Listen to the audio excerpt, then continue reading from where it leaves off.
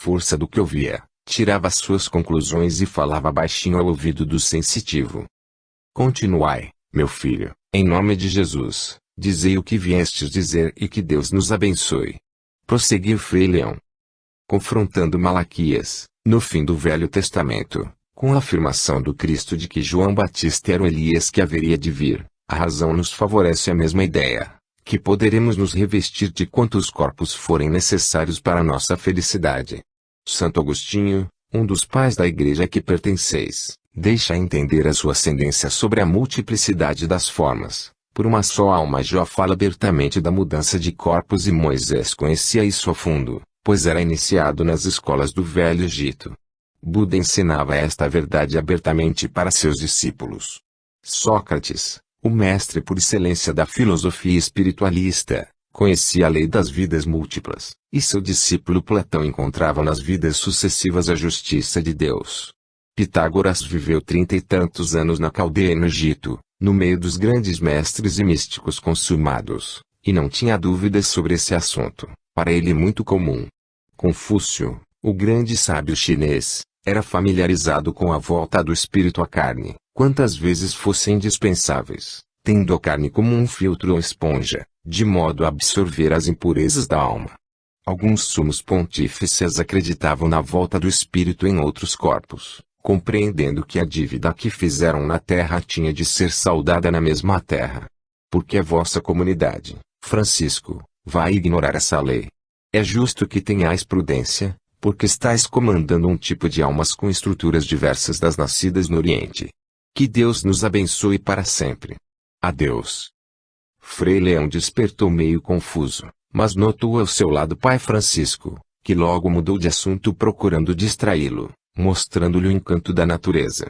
O homem de Assis conhecia a lei da reencarnação, mas manteve relativo silêncio, por notar a intransigência da Igreja Católica Apostólica Romana ante esse dogma transcendental, que vigora em todos os mundos e sobre todas as coisas viventes. Sentiu que a sua real missão era introduzir o perdão, a humildade e o desprendimento no seio de toda a comunidade cristã, porquanto ele já era olhado pelos príncipes da igreja como quase um herege, seria ainda mais, se falasse das vidas sucessivas, verdade que abalaria todos os dogmas de fé da religião oficial de Roma. O franzino gigante de Assis era vindo com a igreja a que pertence quando as bulas e pastorais ensinavam o amor e a caridade, porém, se saíssem do clima do Messias, da pureza que o mundo e os homens podiam suportar, ele se perdia no oceano da sua grande humildade. Os impulsos do cristianismo primitivo lhe subiam à mente e o coração batia descompassado. No entanto, o poder grandioso de obediência que vibrava em sua alma fazia com que entrasse no padrão do mais terno equilíbrio. Todavia, não diante dos seus superiores, e a favor da pureza doutrinária âmbito que lhe competia viver, dava sua opinião. Sabia que influía sobremaneira as consciências dos fiéis, e por esse senso de justiça e de equidade, de elevação dos conceitos cristãos, era respeitado pelos representantes do clero mundial, e até, muitas vezes, temido. Sabia como mestre, interpretar os textos sagrados, e tinha inspiração direta sobre as leis espirituais que deveriam ser difundidas, principalmente na região que lhe servira de berço. Dosava de tal maneira o seu não, frente aos mais abalizados sacerdotes, que lhes faltavam forças para o combate direto. E com isso, o poder e o nome do cantor divino granjeava amizade na sua pátria e fora dela, pela força do amor. A comunidade de Francisco somou mais de 200.000 franciscanos empenhados em fazer conhecido Cristo, não aquele mestre crucificado e sofrido. Levavam um Cristo alegre e operante, sábio e livre da ignorância humana, a todas as nações. E Frei Leão, o mesmo Pátios que acompanhara João Evangelista à Ilha Solitária, cujas faculdades atingiram o ápice, continuou servindo de instrumento para servir o mestre a quem tanto amava. 20. O encontro sublime. Foi na igreja de São Rufino o primeiro encontro espiritual de Clara com Francisco. Ele, naquela noite memorável, se dispusera a falar aos irmãos de Assis. Formosa, nos seus 17 anos, ela era dona de altos sentimentos, que embelezavam e iluminavam a sua própria alma. Era dotada de candura inexplicável e sua formosura atraía os olhares, por ser sua beleza uma nesga por onde passavam as claridades espirituais.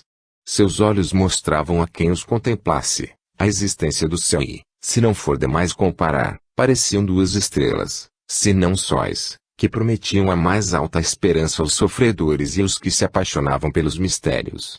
Seus cabelos pareciam luminosos, como que servindo de antenas da alma, que buscavam inspirações mais altas para falar aos homens, em todas as direções do entendimento. Clara era uma ave do céu a pousar na terra, onde a ignorância se encadeava em todos os países, onde as próprias religiões manifestavam poderes extraordinários, formando guerras e levantando tribunais, cujos frutos eram o sofrimento e a depravação, em nome daquele que era todo amor e perdão. Clara era uma flor da mais pura árvore da vida, a árvore do amor. Francisco, vivendo na mesma cidade em que nasceu essa moça encantadora, a conhecia desde menina, pois também era de família abastada. Porém, o empuxo espiritual destes dois seres somente se deu, quando ele falava no templo de São Rufino. Francisco estava acompanhado de vários companheiros de trabalhos espirituais, que o secundavam em orações, e o silêncio era a tônica do ambiente. A comunidade já se encontrava preparada para todos os avanços, no sentido de pregar o Evangelho de Nosso Senhor Jesus Cristo. Foram 6 meses de convívio Francisco, em regime de urgência, como lhe pedira Jesus, e a mostra de capítulo anterior correspondia a uma noite de permuta de experiências, onde a intuição mais visível do que a própria presença dos frades. Francisco, sem querer, foi levado, pela destra, para local de destaque na pequena capela, por Frei Leão, que lhe sussurrava ao ouvido. Frei Francisco, fala, homem de Deus. Fala ao povo que se comprime e se anseia pelo teu verbo. Frei Luís, notando que o momento era propício para novas revelações, chegou igualmente junto ao pai Francisco e falou com contentamento. Fala, Francisco, das visões que sempre tens, das almas que te pedem para que vás às cidades onde, quando no corpo, moravam. E Frei Luís insistiu muito ao ouvido de seu companheiro, pedindo que começasse o discurso com a citação de Atos dos Apóstolos, capítulo 16, versículo 9. Francisco iluminou os olhos e cresceu em entendimento, pela lembrança de Frei Luís. A igreja estava cheia, e do lado de fora cotovelava-se a multidão para ouvir a palavra. Sozinho, em pequena saliência à guisa de tribuna, falou com simplicidade. Minhas irmãs, meus irmãos em Jesus. Que Deus nos abençoe e ilumine a todos e que Nossa Mãe Maria Santíssima nos proteja sempre. Quero iniciar minha fala, citando passagem evangélica, conforme solicitado pelo nosso amado companheiro Frei Luís. E prosseguiu, repetindo a passagem sugerida por Frei Luís. À noite, sobreveio a Paulo uma visão, no qual um varão macedônio estava em pé e lhe rogava, dizendo, passa a Macedônia e ajuda-nos. Pelo que nos mostra o Evangelho, há grande preocupação das almas, para que lhe seja pregado onde elas nasceram, na terra em que elas tiveram, pela primeira vez, visão dos céus e das estrelas, e respiraram ar, beberam água e se alimentaram. Quem tem coragem de contradizer Paulo, nesta assertiva divina? Podemos acalar, como fizeram tantos outros, mas não vamos fazê-lo. Vamos, sim, falar. Digo-os, com todas as forças de minha alma, que eu também ouvi, não por merecimento, mas por misericórdia, não por ser agraciado, mas por compaixão de Deus, não por ser algo de bom à coletividade, mas por ser o mais necessitado dos homens. Ouvi, meus irmãos, muitas vozes a me dizerem: Francisco, venha pregar com seus companheiros também em minha casa. Recebi pedido para pregar em Arezzo, Siena, Florença, Toscana, Lorena, Salerno, Sorbaia, Lecce, Cassino, Verona, Vicenza, Pádua, Veneza, Ravenna, Brescia, Gênova, Fiesole, Spoleto, Osimo, Ancona, Rieti, Pirusa, Bárbara, até mesmo em Roma. Esperamos visitar esses lugares em nome de Deus sob as bênçãos de Jesus Cristo. Nas vibrações desta fala, Francisco identificou 2 grandes olhos o fitavam com ansiedade. Clara olhava hipnotizada pela sua palavra eloquente e pela sua presença simples. As poucas palavras que dissera encadeavam-se em torrentes de esperanças para o coração daquela jovem deveras fascinante. Ao olhar para Clara, Francisco sentiu emoção diferente da que os jovens comumente sentem ao avistar o primeiro amor. A emoção estava mesclada com o mais puro sentimento, aquele amor que desconhece o ciúme, no qual não há vaidade, onde não existe paixão, onde desaparece o egoísmo, não se pensa em orgulho, e não se fala em imposição. Clara estava ali como uma flor, ao encontro do sol, do vento e da água, e quando notou que Francisco a fitava em demorada contemplação, esqueceu-se da vida, sentindo-se banhada por um sopro divino, envolvida pelo olhar que nunca mais esqueceu. Sua emoção espiritual transmutou-se em felicidade para Francisco de Assis, que deu continuidade ao seu sermão, com serenidade. Minhas irmãs, meus irmãos em Jesus Cristo, além de fazer a vontade destas almas de todos esses lugares que nos pedem para pregar o Evangelho em suas terras, vamos cumprir outro mandato que o próprio Evangelho nos pede e nos ensina em favor dos que sofrem e dos que choram. Ouvi do nosso querido Frei Luís, que possui memória privilegiada, o registro de Paulo em sua primeira epístola a Timóteo, no capítulo 4, versículo 14. Não te faças negligente para com o dom que há em ti, o qual te foi concebido mediante profecia com a imposição das mãos de presbítero. Vamos impor as mãos nos enfermos, pedindo a Deus, para eles, a cura. Vamos impor as mãos nos endemoniados, para libertá-los das angústias. Vamos impor as mãos sobre os encarcerados, para que eles melhorem os corações, e sobre os infortunados, para aliviar os seus fardos. É do agrado de Jesus Cristo que nos confraternizemos uns com os outros, amando os nossos semelhantes como a nós mesmos e amando igualmente a Deus. A comunidade de que fazemos parte tem o dever de levar a esperança aos sofredores, pão aos famintos, vestes aos nus, consolo aos encarcerados, o maior dever em Jesus Cristo de dar o exemplo de amor antes da palavra, caridade com obras, porque desta maneira poderemos comover os que estão nos palácios, fartos de tudo, mas inquietos de consciência. Vamos amar. Temos de amar constantemente, sem nada exigir, para ver se comovemos os políticos, os teóricos religiosos e os ociosos da ciência, no que tange aos direitos humanos, ao nivelamento das criaturas de Deus. Temos de viver juntos com todos os infortunados, dia a dia, para que eles também passem a compreender a grande necessidade da educação, da veraneia e da confiança em Deus. O orgulho no rico é esperado, mas no pobre é falta grave, porque a pobreza já é instrumento para que o pobre entenda o valor da verdadeira humildade. O egoísmo no rico é esperado, mas o pobre egoísta comete falta grave, porque a pobreza no sentido a que nos referimos, é para educá-lo nas linhas do desprendimento. Meus filhos, amamos a pobreza fielmente, mas não a inércia. Amamos a pobreza, mas não a miséria nem a sujeira. Amamos a pobreza, mas não a ignorância. Deus nos criou no seio da abundância de tudo de que precisamos. Contudo, na fase que atravessamos, devemos renunciar ao que sobra, repartir o que temos, doar o que vem a nossas mãos para os que sofrem e padecem em todos os rumos, para que Deus, no amanhã, nos coloque no paraíso, onde nada nos faltará, porque aprendemos a lição de amor. Vamos começar por nossa casa. Nós que nascemos aqui nesta linda cidade de Assis, onde nos foi dada a luz, temos o direito a um teto, o direito de nos alimentar, beber, nos distrair, de viajar e de nos confraternizar entre famílias.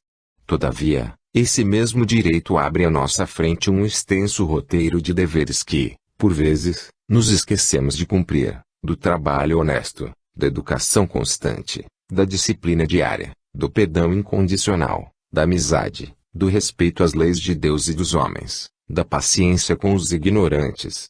E ainda os deveres maiores de falar sem ferir, de ouvir o que não desejamos sem revolta, de pensar coisas nobres, de escrever páginas instintivas, de respeitar a natureza, de amar aos animais, de silenciar ante os males alheios.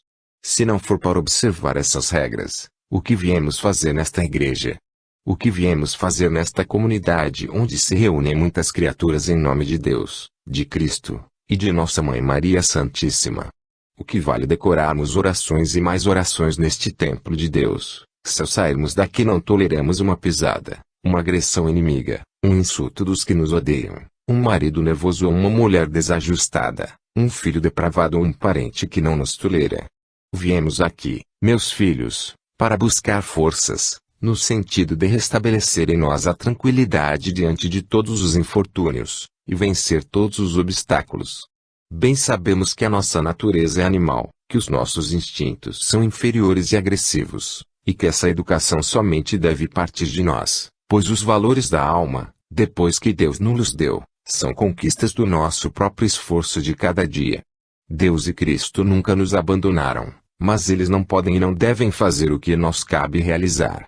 Quem ler e entender o Evangelho em espírito e verdade, encontrará nele Deus e o céu, os anjos e o próprio paraíso, tudo a nos esperar, aguardando que façamos a nossa parte, para recebermos o prêmio da felicidade. Nada existe desprezado no amor de Deus, que espera de nós a compreensão, e ainda nos dá meios de compreender. Vede a bondade de Deus na eternidade.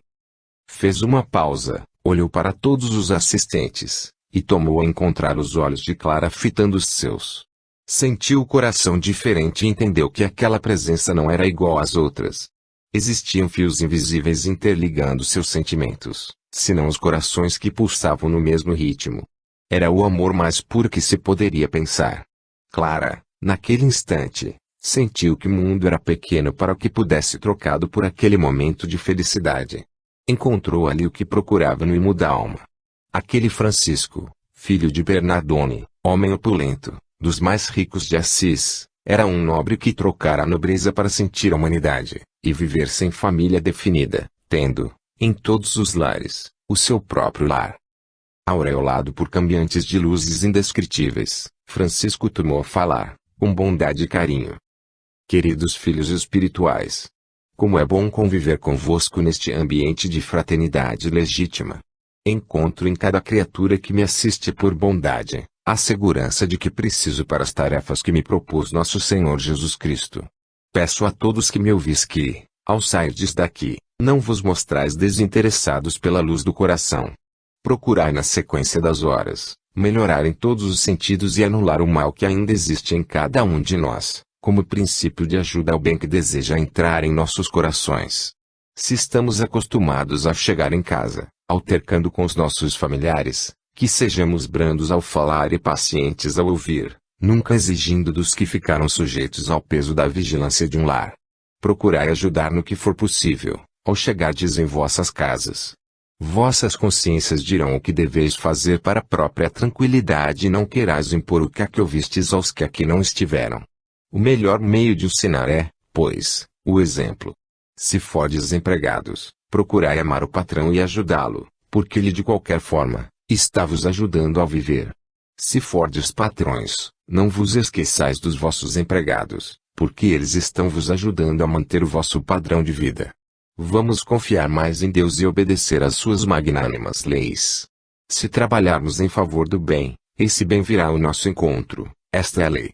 Sou o mais necessitado de aprender, e aceito corrigendas daqueles que queiram me corrigir, pois quero aprender com Jesus. A nossa comunidade cristã vai partir, através dos seus seguidores, dos seguidores do Cristo, para toda a parte do mundo, pregando o Evangelho e procurando vivê-lo, para que a luz do amor e da caridade cada vez mais se acenda em favor de todas as criaturas. Muitos querem nos seguir, e não exigimos que o façam, mas os que vierem deverão obedecer às regras apoiadas por sua santidade, o Papa Inocêncio III, com beneplácito da Igreja de Deus, através de seus mais abalizados representantes. Francisco emudeceu o canto evangélico. Uma brisa suave correu no recinto da igreja e um leve perfume aromatizou o ambiente do templo e todos sentiram conforto nos corações. Neste enlevo de pregador, o homem de Assis apoiou seus joelhos nas lisas pedras do piso acolhedor e orou com emoção num gesto de humildade, no que foi acompanhado por todos os assistentes. Grande artífice da verdade. Aqui estamos, nesta casa do teu coração, como servos penitentes em busca da perfeição, e queremos encontrar os meios, que nos fogem da razão. Pedimos-te a paz, Senhor, mas que ela não nos venha na feição da preguiça. Pedimos-te a luz, mas não permitas, Senhor, que ela nos leve a cruzar os braços no conforto das claridades. Pedimos-te, Senhor, que nos ajudes a perdoar, sem nos afastar aqueles que, por vezes, nos ofenderam. Pedimos-te, grande força do universo, amor, mas muito amor, sem que exija algo de alguém. Pedimos-te, Senhor, que nos dê o pão de cada dia, sem que esse pão nos leve ao egoísmo, e que possamos reparti-lo com os que têm fome. Pedimos-te, Senhor, consolação, porém, que nos ajudes também a consolar os tristes e os desesperados, todos os dias. Pedimos-te, meu Deus, Deus nosso, que a saúde se instale em nós, mas que não nos esqueçamos de ajudar os enfermos. Pedimos-te, Senhor, o teto, mas ajuda-nos a abrir as nossas portas aos desabrigados. Pedimos-te a tua companhia permanente, todavia, ajuda-nos a acompanhar os deserdados, os órfãos, os atormentados, os viciados, os criminosos, os leprosos, os famintos da tua luz, porque sabemos que, sem esse convívio, de nos valerá pedir-te o que almejamos. Jesus, abençoa a nossa razão e clareia os nossos sentimentos, no afã de sentirmos a luz da verdade e multiplicá-la pela presença dos nossos exemplos. Maria Santíssima, seja a nossa luz, para que o amor brilhe dentro de nós como o sol da vida. Abençoa-nos todos, os nossos familiares, a humanidade inteira, os pássaros, os peixes, os animais e a terra em que vivemos. A Igreja de São Rufino, repleta, jamais vira tamanha emoção espiritual como naquela noite. Os que assistiram à fala de Francisco estavam com as almas elevadas de esperança. O Evangelho de Jesus Cristo se mostrava como era, verdadeira porta para a felicidade. Padre Agum pregava os preceitos do Mestre como aquele frade, por sinal filho de Assis, homem destemido ante a verdade e pacifista diante da ignorância. Francisco e seus companheiros saíram pelos fundos, mas o povo os cercou, abraçando e beijando aquele moço como que um anjo, que liberava em torno de si algo de alegria e de paz para todos os sofredores. Daí a poucas horas, toda a cidade de Assis era sabedora da pregação do Evangelho proferida por um de seus filhos. De dentro da igreja, somente uma pessoa saiu sem procurar o pregador, Clara, embargada de emoção, por ver e sentir tanta luz espiritual. Seus pensamentos buscavam em todas as direções o porquê daquela atração por aquele homem simples como as pombas e prudente no falar como as serpentes. Esquecendo-se de sua condição de nobreza, saiu apressada, entrou em sua residência, trancou-se nos seus aposentos, e, jogando-se na cama, sobre alvos lençóis, chorou sem parar. Chorava de medo, chorava de saudades.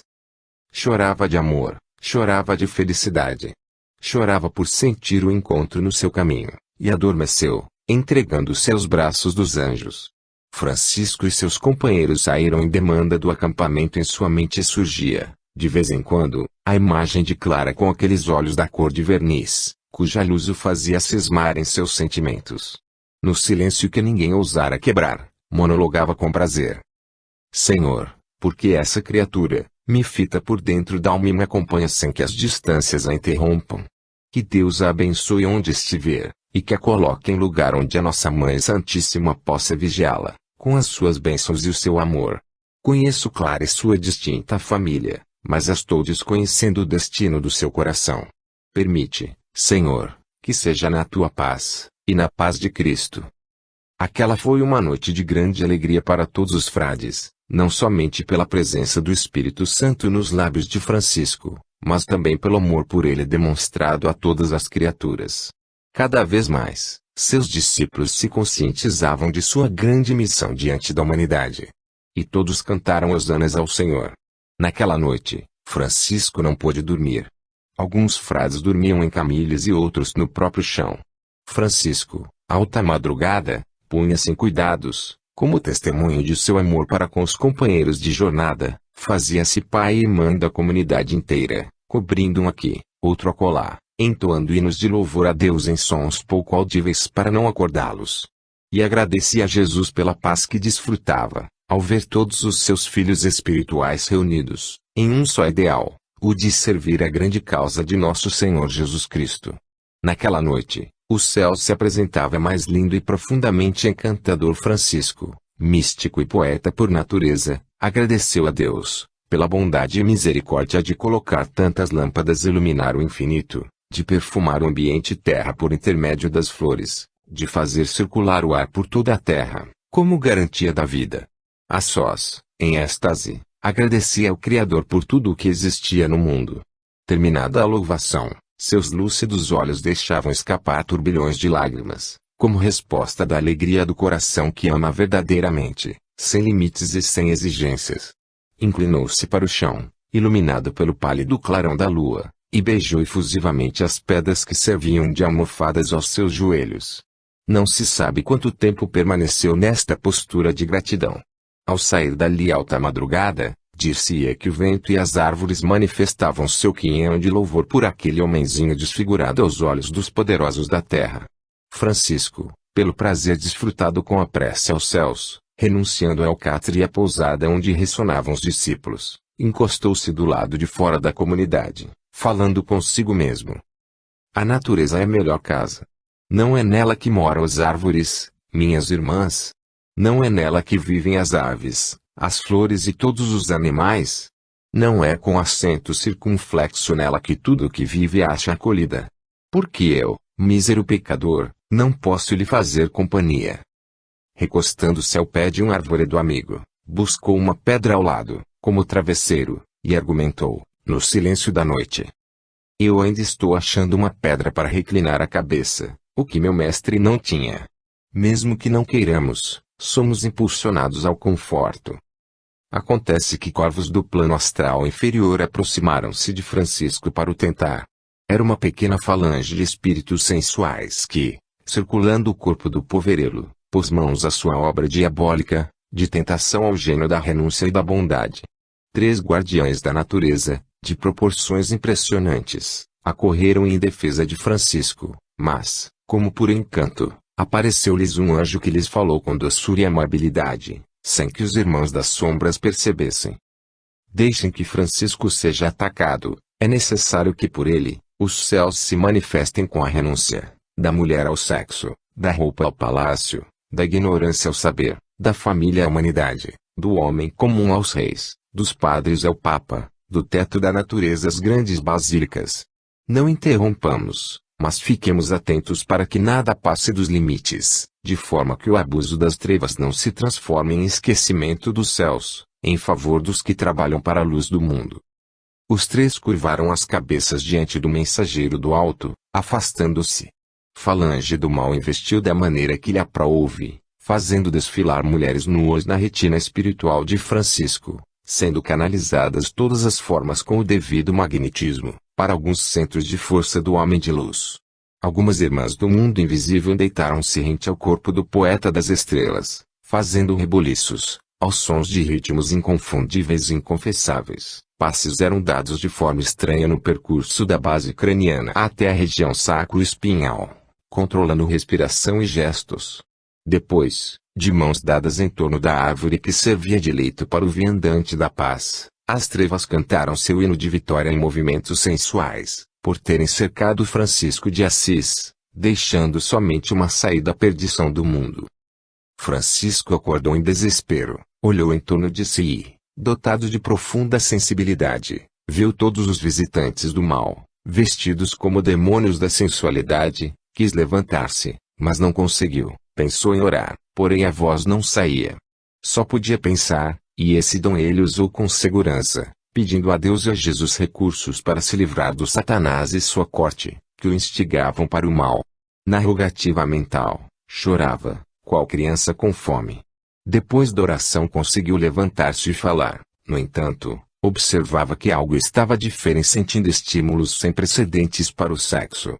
Avançou um pouco para frente pensando em Jesus, retirou da cintura o cordão sagrado, jogou para o lado o manto e vergastou, sem piedade, o órgão genital.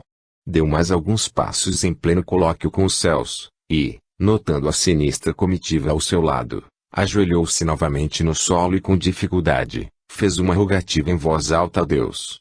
Nisso, alguns transeuntes da Boêmia foram atraídos, reconhecendo o velho companheiro, todos sorriram e cantaram, manifestando ao poverelo a sua alegria. Este, estático, quase não os ouvia terminada a rogativa, arrancou o resto da roupa que ainda lhe cobria parte do corpo, olha para um antigo canteiro de rosas no qual somente restavam galhos e espinhos, por não ser época de flores, e, completamente nu, jogou-se no acolchoado de espinhos e galhos, debatendo-se e rolando de um lado para outro. Ao sentir os espinhos penetrarem em sua carne, a natureza inferior se arrefeceu e, quando se lembrou que o mestre havia sido igualmente coroado de espinhos, foi tomado de grande alegria e amor por aqueles seres invisíveis que assistiam ao espetáculo da renúncia.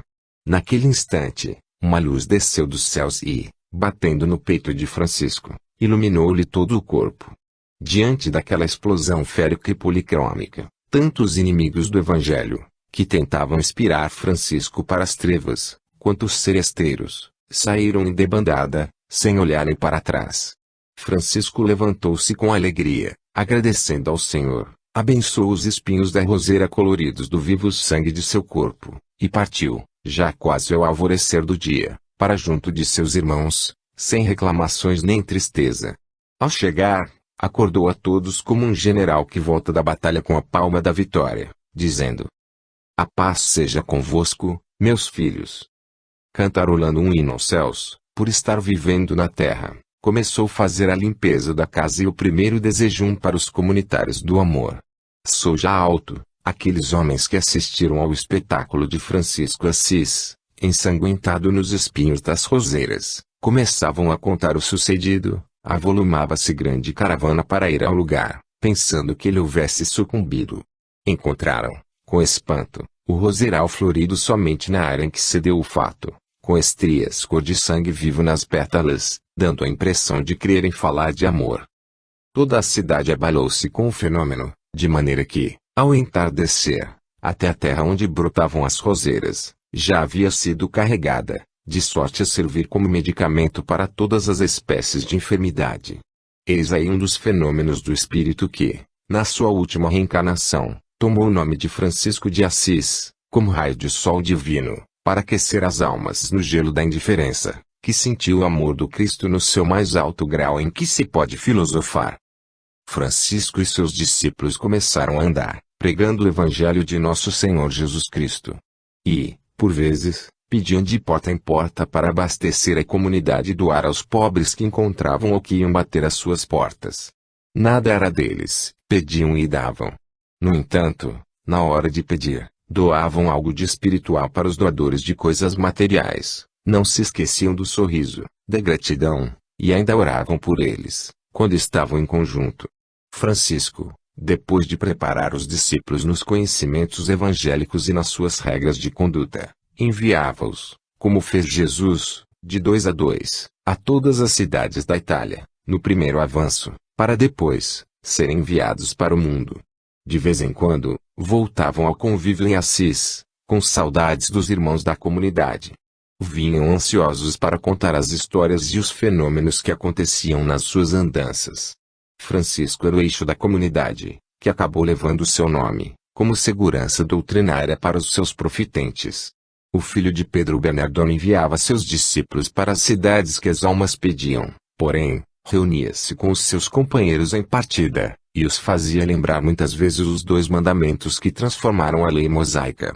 E ainda reforçava: "Meus filhos, lembrai-vos do dever de servir, e trabalhar sempre onde estiverdes, para não serdes pesados a ninguém. Antes, reparti o que tiverdes com os que precisam, não vos esqueçais dos enfermos, dos estropiados, dos presos, dos leprosos, das mães aflitas, das viúvas sem proteção e dos animais. Abençoai os que roubam e nunca vos levanteis do leito sem primeiro orar. Jamais vos deiteis sem primeiro vos entregardes a prece, agradecendo ao Criador de todas as coisas a vida e tudo o que recebemos da natureza. Observai o que falardes aos outros, para que a língua não sirva de motivo escândalo. Sempre que o companheiro adoecer, dá-lhe toda a assistência, com desvelo e carinho, tudo fazendo a ele como se fosse ao próprio filho. Estamos em urgência de renúncia e não poderemos nos esquecer da humildade em todos os momentos, da fé em todas as horas, da caridade entre todas as respirações do dia. Todas as vezes que partirmos para algum lugar, peçamos a Jesus para ir à nossa frente. Os anjos do Senhor nos ajudem a pensar e a fazer o que deve ser feito. Nunca vos esqueçais da Mãe de Jesus, pedindo a ela as bênçãos da confiança e o ambiente do amor, que devereis despertar em vossos corações. Todos saíam com essas advertências. Falava Francisco muitas vezes mesma coisa, para que fossem gravadas as diretrizes, e lembrados os preceitos cada grupo levava consigo o pergaminho de luz da vida de Nosso Senhor. Às vezes, recebia notícias dos seus discípulos e regozijava-se de alegria pelos exemplos elevados, marcados pelas suas condutas. Desde o dia em que falara na igreja de São Rufino, Francisco não esqueceu mais os olhos de Clara, que o fitavam na mais alta emoção que os sentimentos podem manifestar. Certa tarde, encantado com a natureza, saiu cantarolando uma canção observando os pássaros, sem se esquecer de contemplar os céus. Sem que esperasse sentiu uma mão pousar-lhe a vencer o ombro, e dizer, "A paz seja convosco." Ele, que estava quase em êxtase, tomou noção de si mesmo e olhou. Era Clara acompanhada por uma servidora da sua casa, que logo se desfez da acompanhante e Francisco respondeu aos cumprimentos, tocado de alegria. Clara, sem condições de conversar, deu a entender que lhe falasse alguma coisa, e o filho de Bernardone usou da oportunidade, sem rodeios, cordial e sincero. "Clara, minha filha, somos nascidos nesta terra acolhedora e bendita. Talvez tenhamos nos encontrado muitas vezes, sem que o coração manifestasse os nossos ideais. Mas, agora, crescemos, e nossas almas falam da realidade que a vida espera de nós. Vimo-nos na igreja de São Rufino e certamente notaste o meu ideal ante o chamado de nosso Senhor, não fosse peso demasiado para os teus ombros, chamar-te-ia com todas as forças de minha alma, vamos. Sei que estás tomada de inexplicável emoção aos olhos do mundo, mas sei também que abrigas no coração forças desconhecidas até para ti mesma, que poderão elevar teus ideais às alturas inconcebíveis da terra, a sentir a grandeza de Deus. Não quero contradizer as coisas do mundo, pois Deus sabe o que deve ser feito dele, usando de tudo para um todo de paz. Entretanto, ele para nós está cheio de ilusões, que à primeira vista nos fascina e nos mostra, em todas as direções, uma felicidade passageira. Nascemos sob a égide do ouro e em nossas veias corre um sangue, que dizem ser nobre. Vivemos, como ainda vives, em palácios, com criados à espera de ordens, para que a nossa vontade se cumpra. Graças a Deus, já me libertei do fardo incômodo das riquezas, da opressão de meu pai e dos compromissos de família. Minha mãe, deves conhecer, é um anjo, assim como Jarly Folly. Essas três mulheres me ajudaram muito na minha formação e me inspiraram na beleza da vida que estou vivendo. Suas presenças me elevam e eu recebo algo imerecido daqueles corações que me amam, e que nada pedem de mim. Que Deus as abençoe, bem como a meu pai, e que Jesus Cristo os ajude a viver bem. Mas, quanto a ti, a diferença é enorme, Clara. Sinto que tua vida se entrelaça na minha em altos sentidos, que o próprio coração tenta esconder, para que não saia das necessidades humanas. O teu olhar, na igreja de São Rufino, escreveu algo em meu coração, que nunca poderei esquecer, fazendo-me lembrar de coisas que não são deste mundo. Acho que Frei Luís estava muito certo quando me revelou que vestimos corpos como fazemos com as roupas, mas a alma é sempre a mesma. Isso deve ser uma realidade que o futuro está encarregado de anunciar, pelos quatro cantos do mundo, para que sirva de consolo a todas as criaturas do que sofrem, choram e padecem todos os tipos de infortúnios. Nós nos conhecemos de longa data, que se perde nas dobras imensuráveis do tempo. A vida é um mistério, que somente nos é revelado pelos processos do amor. Quanto mais a gente ama, no quilate do amor que nada pede, mais ficamos sabendo das coisas escondidas dos que desconhecem essa virtude por excelência. Ouço, Clara, a voz do nosso Mestre Jesus, e ele já traçou o meu caminho, que é o caminho da obediência, do desprendimento, do trabalho, da paz, da esperança, da caridade, e, acima de tudo, o caminho do amor. Não posso deixar a sua companhia, para que eu não erre o caminho. Já existem em torno de 300 de homens, que compõem a nossa comunidade, já sabendo todos o que devem fazer das próprias vidas. Outro tanto de mulheres nos procuram, querendo participar deste movimento de Cristo. Entretanto, quanto a isso temos silenciado, esperando por alguém que possa dirigi-las, com a presença de Jesus. E agora, sinto que esse alguém és tu. Serás iluminada pelo dom do amor, que já reside em ti, de forma a esperar a voz do Cristo, e dele terás as diretrizes, de maneira a seguir com coragem, e aquelas que te acompanharem serão tuas ovelhas, e, quem sabe, mamãe e Folly estarão entre elas. Já lá talvez não alcance essa felicidade aqui na terra, mas Deus, em sua bondade e amor, dá-lhe-á, onde for conveniente, a paz merecida. Francisco fez uma pausa premeditada, para dar tempo a Clara de raciocinar e sentir a verdade. Quando viu sua emoção, convidou-a para um passeio naqueles arredores, acenando para a acompanhante e pedindo para que ela juntasse a eles, como testemunha do que ele deveria dizer. Os três andaram naquele ambiente de altas considerações, onde reinava pleno silêncio. Francisco esperou que Clara manifestasse suas ideias, mas esta nada disse, continuava sem pronunciar uma palavra sequer, como uma planta sequiosa de água. Nessa circunstância, Francisco falou benevolente. Clara, o ideal do homem e da mulher no mundo é formar um lar, e esse lar, é por assim dizer, uma semente de Deus, que garante a continuidade das criaturas humanas.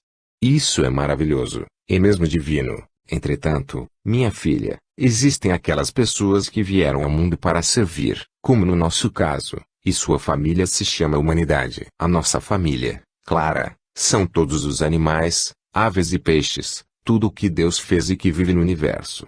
Não que falte em nós o impulso das coisas da terra, Ele nos manda fazer o que os outros fazem.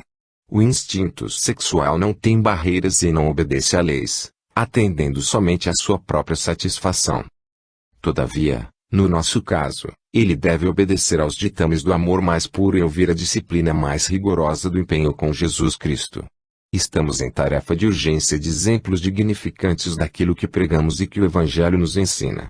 És bela, mas a formosura da tua alma suplanta a do corpo. Vives em palácio e tens criadas ao teu dispor, mas, digo-te que tudo isso é passageiro, somente eternas são as coisas do bem, a função caritativa e as leis que o Evangelho nos revela. És jovem, e certamente não podes assimilar, na profundidade desejada os preceitos do nosso Senhor Jesus Cristo. No entanto, a sua voz te chama para as coisas dos céus, que vieram reformar e dar cumprimento aos anúncios do seu verbo de luz.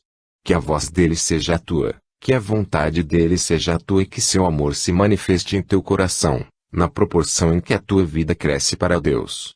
Volta para a tua casa, pensa no que ouviste e obedece somente à tua consciência, pois a tua felicidade depende da tua decisão. Andaram horas e horas juntos. Francisco falando, e Clara ouvindo. Em dado momento, assentaram-se em uma árvore que o tempo jogara ao chão, e serviam-se dela, como um banco confortável, ofertado pela natureza. Clara levantou a cabeça que mantivera baixa, para ouvir com precisão os mais sutis preceitos recitados por Francisco, e falou como que tomada de amor. Francisco. Nunca pensei que existisse tamanha felicidade quanto a que senti dentro da igreja de São Rufino, quando te vi, envolvido na candura que te é própria. Quando os meus olhos encontraram os teus, em clima de confiança que inspirava o meu coração, senti-me transportada para a região que não sei explicar, cuja existência nem posso conceber. Onde a vida pode ser chamada de vida, por existir nela somente o amor, aquele de que sempre falas, de pureza inconcebível. Com os anos que tenho, parecem-me fugir responsabilidades que assumi com Deus, na presença de nosso Senhor Jesus Cristo. Mas essa luz que me banhou trouxe-me à realidade e tornei-me idosa em experiências e já compreendo de que falas, na profundidade de meu ser. Senti coisas estranhas referentes à tua pessoa. Desde o impulso mais grosseiro a que o corpo se faz unir, até o amor mais puro que coração em Cristo pede que seja sentido. Fiquei, e estou, dentro de um emaranha de forças, cujo objetivo por ora desconheço, porém, sinto o coração firme e decidi para ouvir e viver o que Deus determinar, ou que já tenha determinado. Compreendo a tua fala, e parece que identifico a tua presença, de sorte a confundir o tempo em que vivemos. E já observei que a tua missão é grandiosa, precisa de quem te ajude na concretização deste ideal, que ultrapassa todos os ideais dos homens, mesmo os mais santos.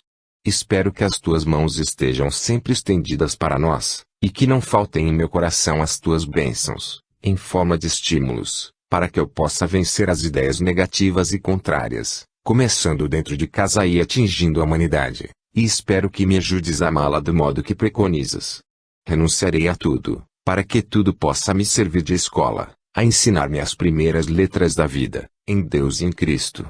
Sinto pesar em meus ombros o peso que me deste, quando me revelaste a missão que deverei cumprir, mas, peço-te, ajuda-me, porque me sinto como uma folha ao vento, dotada de coragem e disposição, mas sem condições de me assentar com segurança nas bases em que devo me apoiar e prosseguir. Desde o dia em que ouvi a tua palavra, anunciando as coisas a que te propusestes seguir, tenho tido lembranças cujas raízes, confesso-te, não sei onde se assentam. Vejo Jesus em todas as suas andanças, pregando o Evangelho, curando enfermos e ressuscitando mortos. Vejo seus discípulos visitando cidades e países, morrendo e vivendo por ele. Assisti ao drama do Calvário e à sua glória, no terceiro dia, anunciando a vida mortal para os discípulos. Somente por isso, Francisco, já sou feliz. Foste, para mim, a chave com a qual pude destrancar as portas da minha consciência e ver um mundo desconhecido, que pretendo conhecer com mais detalhes, em nome de Deus e de Jesus Cristo.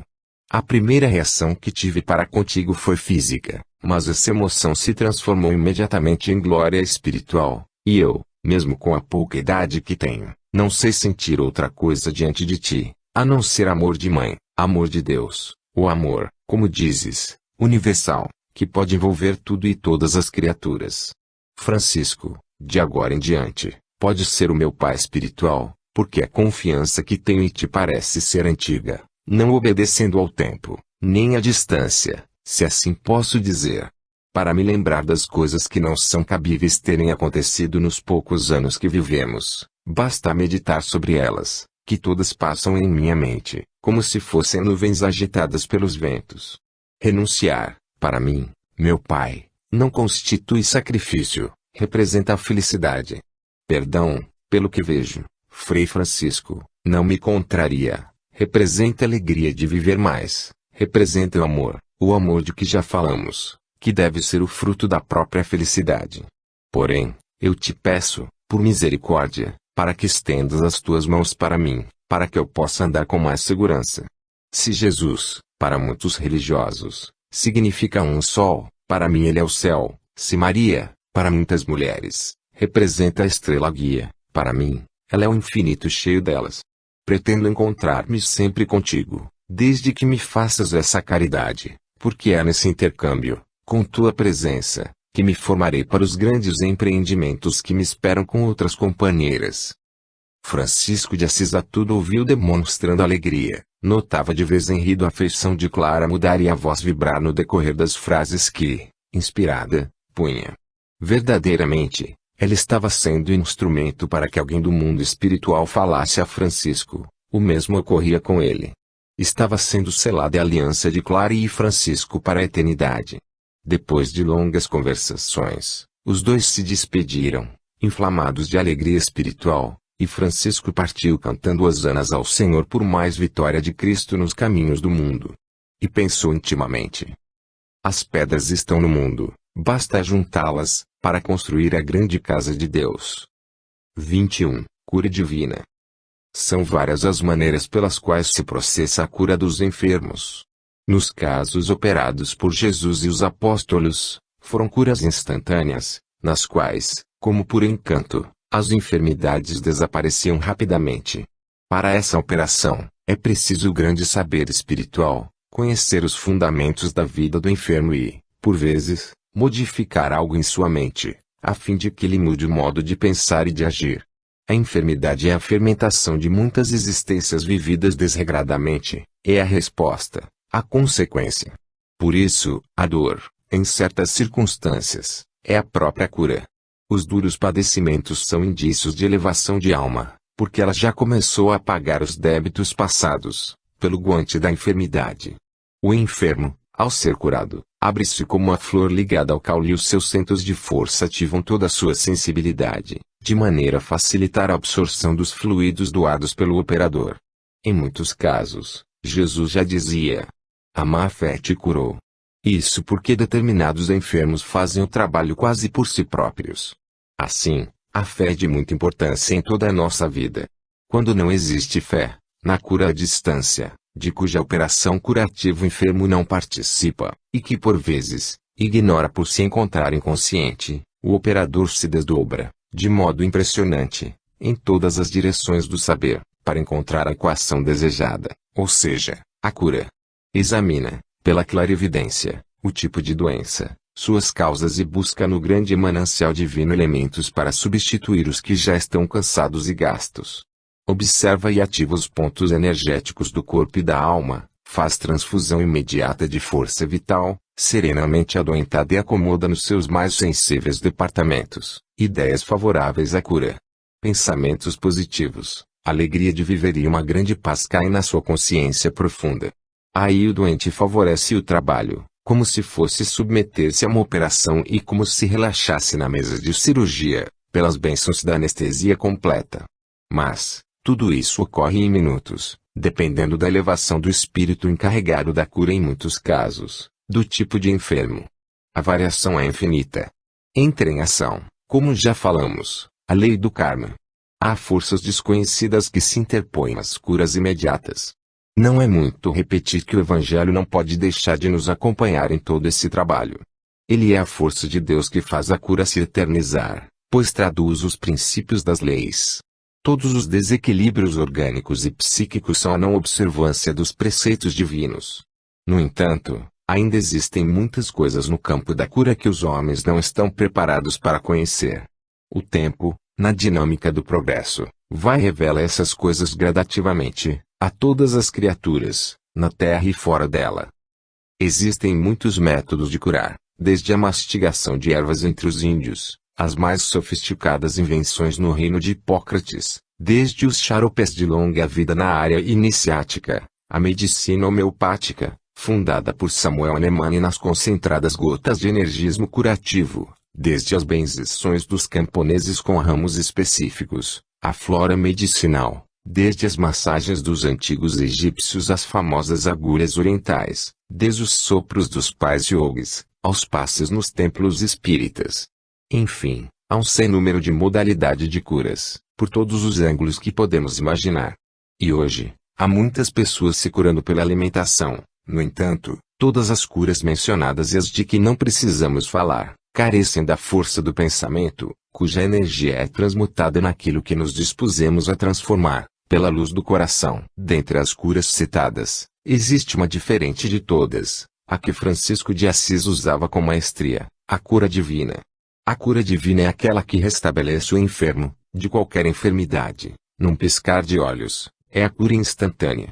Pedimos licença a todos os curadores, encarnados ou desencarnados, para dizer que toda a cura divina nasce de energia sublimada que vem de Deus, passando pelas mãos santas de nosso Senhor Jesus Cristo. Como está comprovado, as mãos que tocam os enfermos de qualquer natureza e que curam instantaneamente, por trás delas estão as do Mestre dos Mestres. Somente ele sabe transformar a luz de Deus, para restabelecer a harmonia orgânica dos homens. Francisco de Assis foi um destes instrumentos de Jesus, que restabeleceu uma infinidade de corpos de todos os tipos de enfermidade na Terra. Entretanto, a força que afina o instrumento humano, para servir de instrumento divino nas mãos do Mestre é somente uma, o amor, o mais puro amor, buscando assim as ondas luminosas desprendidas do Cristo de Deus, que sempre busca igualmente sintonia para consubstanciar em bênçãos de Deus onde quer que seja. Ninguém é órfão das coisas dos céus, quando procura o caminho de Deus e de nosso Senhor Jesus Cristo, cuja imensurável aura acolhe o planeta e, na sua grandeza espiritual, sente todas as necessidades dos homens e das coisas, e todo o seu rebanho está dentro da faixa mental. O Evangelho é, por excelência, um código divino. Se respeitamos seus preceitos, estaremos em sintonia com a força universal do amor e seremos atendidos por essas leis que regulam a própria vida que estagia na Terra. Ateu. Em Rivotorto havia um hospital de leprosos por demais impressionante, se considerarmos o que seria uma casa de saúde há 8 séculos atrás. Os ancenianos daquela época eram relegados ao abandono e a medicina não tinha condições, como agora, para tratá-los adequadamente. Francisco de Assis tinha um carinho profundo por aqueles doentes, e sempre pedia aos seus companheiros para visitá-los e trazer notícias daqueles restos de homens, levando-lhes a sua presença. No entanto, alguns manifestavam impaciência e mesmo revolta, por estarem separados da sociedade, das mulheres e filhos. Certo dia, Frei Pedro de Catani e Frei Paulo foram visitar os enfermos e conversar com eles, acerca da bondade de Deus e da misericórdia de nosso Senhor Jesus Cristo. Acontece que um deles, o mais agitado, começou a blasfemar contra Deus, contra Cristo e contra eles mesmos, por estarem somente conversando e ele, cada vez mais doente e relegado ao abandono. Chegou mesmo a dizer: "E por que essa doença não é em vós?" Retrucou Pedro de Catani. "Foi nosso pai Francisco que nos mandou vê-los e enviou a bênção para todos que aqui estão." O leproso, que se chamava Tanali, ficou mais furioso com o recado de pai Francisco, dizendo: "Esse pai Francisco fica de longe nos mandando bênçãos. Dispenso as suas bênçãos, elas para mim de nada servem, pois cada vez que vindes aqui, fico mais revoltado e com a mesma doença. Dispenso o consolo de homens como vós que parecem mais miseráveis do que nós. Se tivesseis alguma coisa para dar, não viríeis aqui." Frei Pedro e Frei Paulo ouviram pacientemente o leproso e, sem entrar em demanda, conservavam a atitude de oração, enquanto Tanali blasfemava. Acontece que a paciência dos dois homens de Deus esgotou-se, e Frei Pedro, homem forte e decidido quando necessário, agindo sem a aquiescência do doente, colocou nos ombros e falou pacientemente a Frei Paulo: "Vamos, irmãos, levar este doente para o verdadeiro médico", que ficou mais ou menos de longe. Chegando junto a Francisco com o enfermo, ele quase os fez voltar com o leproso alegando que não podia ficar com aquele homem em lugares não apropriados. "Fizeram muito mal em trazê-lo", dizia Francisco. Os dois discípulos, de cabeça baixa, a tudo escutavam, orando silenciosamente em favor da situação, e do doente engasgado de agitação. Quando os companheiros de Francisco iam saindo de volta para o hospital, este, caindo em si, ajoelhou-se aos pés dos discípulos e pediu-lhes perdão pelo que fez, dizendo carinhoso: "Perdoem, meus filhos. O que fiz, meu coração não deseja que seja assim." E tomou o doente com dificuldade, carregando-o até uma dependência do rancho. Olhou para o rosto em chagas, cujos lábios tinham se transformado em uma só ferida. O mau odor era insuportável, o corpo era uma só chaga e o doente não mais suportava a roupa sobre a pele, que quase não existia. Francisco, tomado de amor pelo leproso e com profunda humildade, beijou-lhe o rosto como se fosse o da sua própria mãe. Retirou a roupa do enfermo, jogando-a de lado, e em seguida beijou as suas chagas pustulentas, como se o fizessem jarlo-folie, e falou com tanto sentimento de compaixão, como se estivesse pedindo ao seu próprio pai para reconsiderar o que fez. O doente, naquele clima de fraternidade, começou a chorar, e Francisco não fez outra coisa. Choraram juntos. Nesta hora, os discípulos acercaram-se do mestre, sem saber o que fazer diante do drama comovente. Pai Francisco pediu aos companheiros que trouxessem uma gamela com água morna, pedindo ao Frei Paulo que colhesse, com os devidos cuidados, em próximo canteiro, 3 rosas, e se pusessem em oração. Trazidas a água e as rosas, que foram despetaladas com um hino de louvor ao Senhor dos céus, pôs Tanali na gamela, e chamando Frei Luís, pediu-lhe que recordasse as palavras da cura de Lázaro, que já tinha morrido há 4 dias, quando foi ressuscitado por Cristo. Sentiu que alguém tomou-lhe as mãos, dizendo: "Francisco, cuida destas minhas ovelhas, elas são filhas do Calvário, agredidas pelos seus próprios destinos." E Francisco respondeu mentalmente: "Sim, Senhor, sim. Eu cuidarei." E acrescentou Francisco: "Se for do teu agrado que essa enfermidade passe para mim, beijarei as tuas mãos pela misericórdia de poder pagar minha falta para com esse homem de Deus, que devo respeitar." E Francisco foi passando as suas mãos no corpo do leproso e todas as feridas foram se fechando, como por encanto, à medida que as mãos lavavam o enfermo. Os discípulos, ao contemplarem esse fenômeno, caíram de joelhos no chão batido do rancho de luz, e cantaram um hino de louvor ao Todo-Poderoso, pela presença do Cristo no seio da comunidade. Tanali, quando observou o ocorrido, e não sentindo mais dor, levantou-se nu da gamela, sozinho, ajoelhou-se perdido em emotividade santa, e beijou os pés de Francisco, molhando-os de lágrimas. Avançou para os discípulos para fazer o mesmo, mas esses não aceitaram, por se sentirem leprosos da alma. E Tanali, que era um criminoso contumaz e incendiário e irreverente, gritou em altas vozes com os braços estendidos para os céus: Senhor, sei que existes. Faze de mim o que quiseres que eu seja. Alguém, apressadamente, lhe trouxe uma veste rota e todos o abraçavam e, desde então, passaram a chamá-la de